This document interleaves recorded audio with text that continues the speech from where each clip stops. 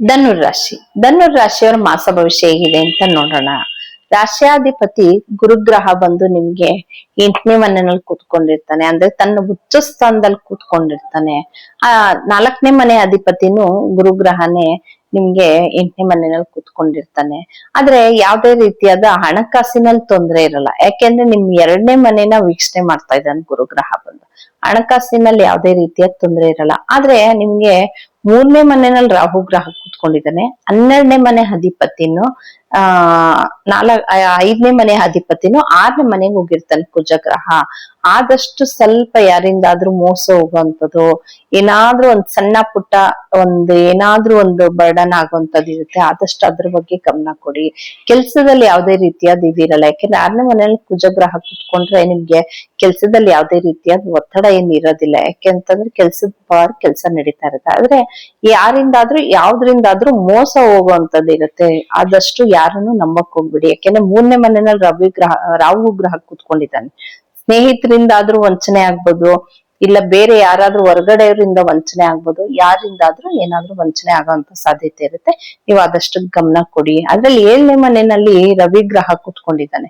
ನಿಮಗ್ ಬುಧ 8ನೇ ಮನೆಯಲ್ಲಿ ಇದ್ರೂ ಕೂಡ ನಿಮ್ಗ್ ಬುಧ ಗ್ರಹ ಬಂದು 8ನೇ ತಾರೀಕು ನಂತರ 7ನೇ ಮನೆಗೆ ಬರ್ತಾನೆ. ಪಾರ್ಟ್ನರ್ ಬಿಸ್ನೆಸ್ ಇಂದ ನಿಮ್ಗೆ ಯಥೇಚ್ಛವಾಗಿ ಲಾಭ ಬರ್ತಾ ಇರುತ್ತೆ. ನಿಮ್ಗೆ ಏನ್ ಅನ್ಕೊಂಡಿರ್ತೀರೋ ದುಪ್ಪಟ್ಟು ಲಾಭ ಬರ್ತಾ ಇರುತ್ತೆ. ಮತ್ತೆ ಯಾವ್ದಾದ್ರು ವಾಹನ ಖರೀದಿ ಮಾಡ್ಬೇಕು ಅಂತ ಇರ್ತೀರಾ, ಯಾಕೆಂದ್ರೆ ಶನಿ ಗ್ರಹ 4ನೇ ಮನೆಯಲ್ಲಿ ಇರೋದ್ರಿಂದ ಇಲ್ಲ ನಾವು ಗಾಡಿ ತಗೊಬೇಕು, ಇಲ್ಲ ಮನೆದೇನಾದ್ರು ಚೇಂಜ್ ಮಾಡ್ಬೇಕು, ಇಲ್ಲ ಹೊಸ ಮನೆ ಪರ್ಚೇಸ್ ಮಾಡ್ಬೇಕು, ಏನಾದ್ರೂ ಒಂದ್ ಮನ್ಸಲ್ಲಿ ಆಲೋಚನೆ ಅಂತೂ ಇದ್ದೇ ಇರುತ್ತೆ. ಅದು ನಿಮ್ಗೆ ಫಲ ಕೊಟ್ಟೇ ಕೊಡುತ್ತೆ ಅದು. ಯಾಕೆಂದ್ರೆ 4ನೇ ಮನೆಯಲ್ಲಿ ಶನಿ ಕೂತ್ಕೊಂಡು ಅದ್ರ ದಶಾಭುಕ್ತಿ ಏನಾದ್ರು ನಡೀತಾ ಇದ್ರೆ ಅದ್ ತಗೊಂಡಿರ್ತೀರಾ. ಇಲ್ಲ ದಶಾಭುಕ್ತಿ ನಡೀತಾ ಇಲ್ಲ ಅಂತಂದ್ರೆ ಆದ್ರೆ ಮನ್ಸಿಗೆ ಆತರ ನಿಮ್ಗೆ ಅನ್ನಿಸ್ತಾ ಇರುತ್ತೆ. ಅದ್ರಲ್ಲಿ ಗುರುಗ್ರಹನು ನಿಮ್ 4ನೇ ಮನೆನೇ ವೀಕ್ಷಣೆ ಮಾಡ್ತಾ ಇರೋದ್ರಿಂದ ಏನಾದ್ರೂ ಒಂದು ವಾಹನ ತಗೊಳೋಂಥದ್ದು, ಇಲ್ಲ ಬದಲಾಯಿಸೋಂಥದ್ದು, ಇಲ್ಲ ಮನೆ ಬದಲಾಯಿಸೋಂಥದ್ದು ಏನಾದ್ರೂ ಒಂದಂತೂ ಮಾಡೇ ಮಾಡ್ತೀರಾ ನೀವು.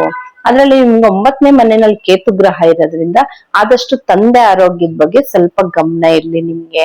ಇನ್ ಜಾಬ್ಗೆಲ್ಲ ಏನಾದ್ರೂ ಹೊರಗಡೆ ಹೋಗ್ಬೇಕು ಅಂತ ಯಾರಾದ್ರೂ ಅನ್ಕೊಂಡಿದ್ರೆ, 12ನೇ ಮನೆಯವನು ಕುಜಗ್ರಹ ಬಂದು ನಿಮ್ಗೆ 6ನೇ ಮನೆಯಲ್ಲಿ ಕುತ್ಕೊಂಡಾಗ ಹೊರಗಡೆ ಜಾಬ್ಗೆ ಟ್ರೈ ಮಾಡ್ಬೋದು ನೀವು. ಇನ್ನು ಶುಕ್ರ ಗ್ರಹ ಬಂದು ನಿಮ್ಗೆ 9ನೇ ಮನೆಯಲ್ಲಿ ಕುತ್ಕೊಂಡಿರ್ತಾನೆ. ನಿಮ್ಗೆ ಸಪೋರ್ಟಿಂಗ್ ಜಾಸ್ತಿ ಸಿಗ್ತಾ ಇರುತ್ತೆ. ಸ್ವಲ್ಪ ಬೇರೆಯವ್ರ ಕಡೆಯಿಂದ ಏನಾದ್ರೂ ಒಂದು ಸಪೋರ್ಟ್ ಬೇಕು ಅನ್ಕೊಂಡಿರ್ತೀರ. 11ನೇವನು ಅವನೇ ಆಗಿ 6ನೇವನು ಅವನೇ ಆಗಿ 9ನೇ ಮನೆಗೆ ಬಂದಾಗ ಎಲ್ಲಾದ್ರೂ ಹೊರಗಡೆ ಕೆಲ್ಸಕ್ಕೆ ಹೋಗ್ಬೇಕು, ಫಾರಿನ್ ಅಲ್ಲಿ ಇಲ್ಲ ಹೊರದೇಶಕ್ಕೆ ಹೋಗ್ಬೇಕು ಅಂತ ಇದ್ರೆ ನಿಮ್ಗೆ ಈ ಸಮಯದಲ್ಲಿ ನಿಮ್ಗೆ ಆ ಕೆಲ್ಸ ಆಗತ್ತೆ. ಆದಷ್ಟು ಟ್ರೈ ಮಾಡಿ ಅಂತಾನೆ ಹೇಳ್ತೀನಿ. ಇನ್ ನೀವೇನಪ್ಪಾ ಪರಿಹಾರ ಮಾಡ್ಕೊಬೇಕು ಅಂತಂದ್ರೆ ಆದಷ್ಟು ರಾಹು ಗ್ರಹನ ಆರಾಧನೆ ಮಾಡ್ತಾ ಬನ್ನಿ. ರಾಹು ಯಥೇಚ್ಛವಾಗಿ ಉದ್ದಿನ ಕಾಳನ್ನ ದಾನ ಮಾಡೋವಂಥದ್ದು, ಇಲ್ಲ ಭಾನುವಾರದ ಹೊತ್ತು ರಾಹು ಕಾಲದಲ್ಲಿ ಅಭಿಷೇಕ, ಯಾವ್ದಾದ್ರು ಹೆಣ್ದೇವ್ರ ದೇವಸ್ಥಾನದಲ್ಲಿ ಅಭಿಷೇಕ ಮಾಡ್ತಾ ಇದ್ರೆ ಅಭಿಷೇಕ ನೋಡೋಂಥದ್ದನ್ನ ಮಾಡ್ತಾ ಬಂದ್ರೆ ನಿಮಗ್ ರಾಹು ಗ್ರಹದ ಪ್ರಭಾವ ಕಮ್ಮಿ ಆಗುತ್ತೆ ಅಂತಾನೆ ಹೇಳ್ಬೋದು.